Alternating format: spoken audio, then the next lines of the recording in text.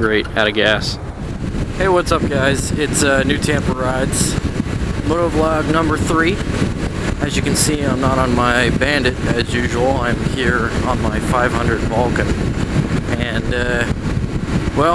it's actually bye-bye Vulcan, because no one's really made an offer on it yet. She's for sale, but my garage really only has room for 2 bikes, and with my dad's and this one and my Bandit, that's 3, so that's 1 too many. So my sister's been having to keep her car in the driveway, and I've finally gotten around to cleaning out the spot so her car can fit.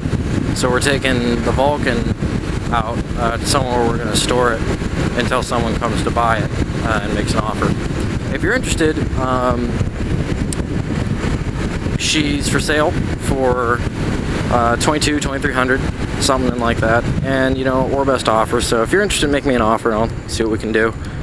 I just gotta say, it's really different from a sport bike. I've gotten used to my Bandit in the past few weeks, and wow, big difference. So yeah, if you are interested and you're coming from, and this isn't your first bike, and you're coming from a sport bike, I don't recommend this as your first, or coming straight from a sport bike, unless you've ridden cruisers before. If you've ridden cruisers before, you'll know what to do, but if not, it's really different. Basically, there's a there's a shit ton of oversteer, which isn't a bad thing. It's, you know, once you've ridden the bike, you get used to it. But coming from a sport bike, it's not something that everyone could handle. So this is a review, my first review as New Tampa Rides, and it's a 2006 Kawasaki Vulcan 500 LTT. She's in real good shape, but I'll get into that towards the end of the video. But anyway, I'll start with the seating position, or the seat in general. The seat, this is one of the most comfortable seats I've ever sat on in my life.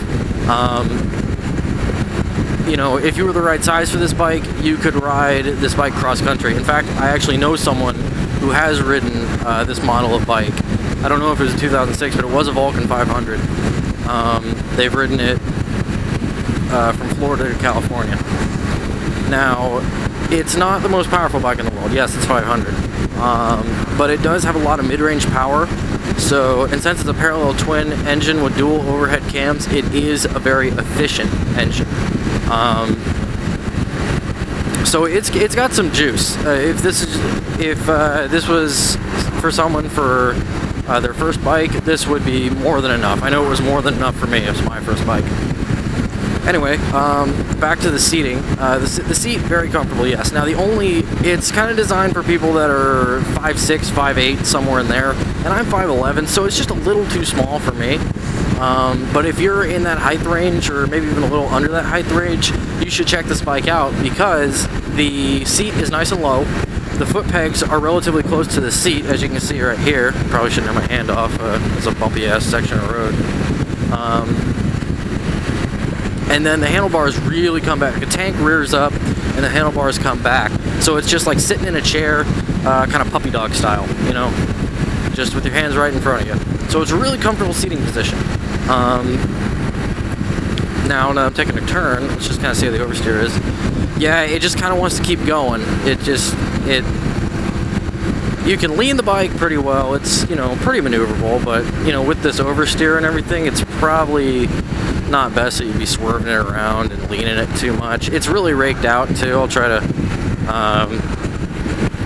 when I get off the bike, I'll show you guys, you know, I'll do a little walk around, show you guys the condition. These bars are nice, by the way, because you've got a lot of room to mount stuff like a phone holder or a phone mount or a bar bag or anything that suits your fancy. The tank is in a really nice position. It comes up so it's right in between your legs. You can just kind of grip it with your thighs, or you can just kind of let them hang out and get some breeze between your knees, if you know what I mean. Since we're going to be turning right up here, as soon as we get going, I'm going to show you guys the acceleration. So I'll hang back from this car in front of me here so I can show you guys what that's about. So yeah, we'll just let this Honda Pilot get ahead of us a little bit. So I'll just kind of juice it a little bit.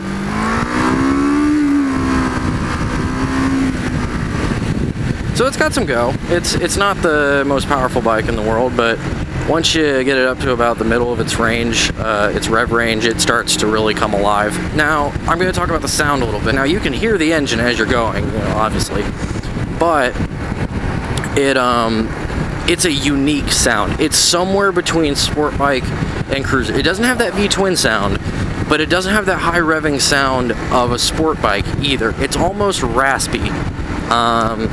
Now, that might sound like a turn-off, but it is unique. I've never heard a bike with this sound before. So I'll give you guys another little acceleration show.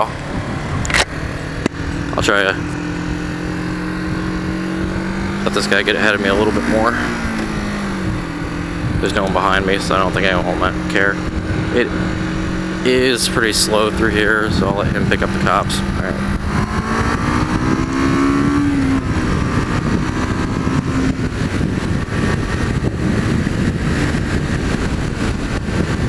Now, even though this is a 500, this will probably out-accelerate just about any car on the road. Now, that's not including like super sport, or not super sports, like supercars, like Ferraris, or even some muscle cars like Mustangs. But any of your average, run-of-the-mill car, you'll leave it in the dust. But anyway, now that we're kind of close to where we're at, I'm going to get into the for sale aspect of this.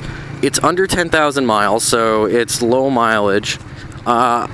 I haven't changed the oil recently, but I am going to do that real soon. The next time I come out here, I'm going to do that. So, by the time someone buys it, it'll have fresh oil. I have cleaned and taken care of my chain every 1,000 miles. I degrease it, lube it. See, that's what a sport bike sounds like. This is halfway between V-twin and that. But I scrub my chain clean, I degrease it, scrub it clean, degrease it again, scrub it again with a different brush so none of that old oil gets on it. So it's basically just completely dry. And then I use chain lube and I run it around a couple times, wipe off the excess, do it again, and then I just, sometimes if it's a little extra dirty, I'll just do the whole process again, just to really make sure all that nasty crap that gets in the O-rings and in the links really gets out of there, because I don't want it to, just deteriorating my sprockets and whatnot. It's just not good to do that. So I make sure my chain is good, and then I also treat my fuel, because this is carbureted. All the Vulcan 500s are. With your carburetors, if you let it sit for a while, they can get gummy. And recently it's been rainy, so I haven't been riding this as much as I should have. But what I do is I put fuel stabilizer in it, which is also an active carb cleaner. That being said, when it sits, it doesn't burn or eat up your carbs nearly as much, and it doesn't corrode them.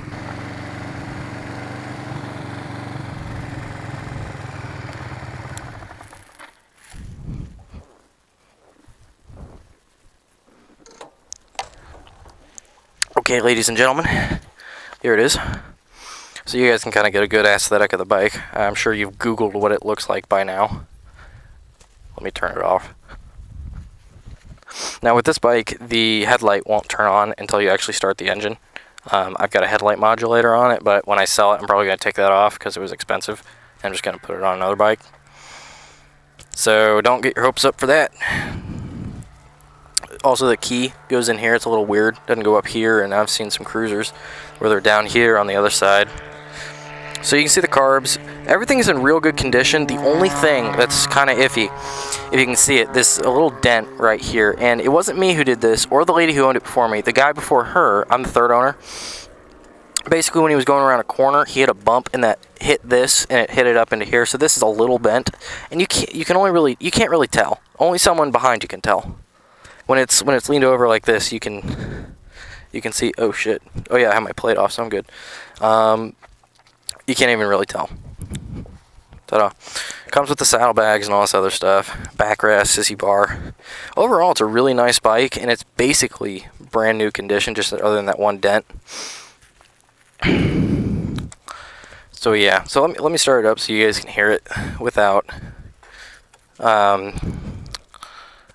and if you're wondering, the steering lock is up here. So what you gotta do is you gotta turn this in here, turn it all the way up, push it in, kind of open it up a little bit. So there we go. Turn it back to the right. There you go. Lock. Steering is locked. Then you just do the same thing reverse. Boom. Done. Okay. So yeah, I'll start it up without being on the bike so you guys kind of hear what I'm talking about. Put it in neutral real quick.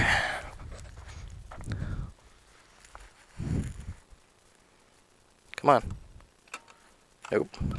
Did I stop in second? I did. Bad new Tampa rides. Bad. Okay. And then this one, if it's in neutral or you have the clutch depressed, just so long as it's not in, the drivetrain isn't engaged, you should be good. Just like that. So you can hear when it idles, it's got a real nice kind of rumble. But when you get going, that's when it starts having its little mix of sport bike cruiser sound. I'll give it some... So you can hear it. You can hear how it kind of gets up there. More so when you're actually running, but when it's sitting here, it sounds pretty low. Real pretty chrome, real nice everything. If you guys are interested, leave a comment and let me know how this review was. Anything that you have suggestions for me for, as usual, I'm going to put my email in the description, or you can leave a comment. I don't really care. Just get your word, let me know what you think. And I really hope you enjoyed this video. And once again, if you didn't, why the fuck are you still here?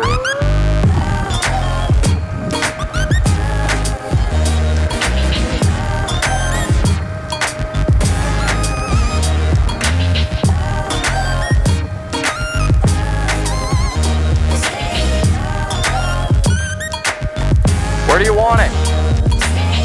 Okay guys, just real quick, I forgot to mention this. This is the stuff that I use to treat my gas with, if you're wondering. And then I also take real pride in how clean my rims are. I spend a lot of time polishing these rims.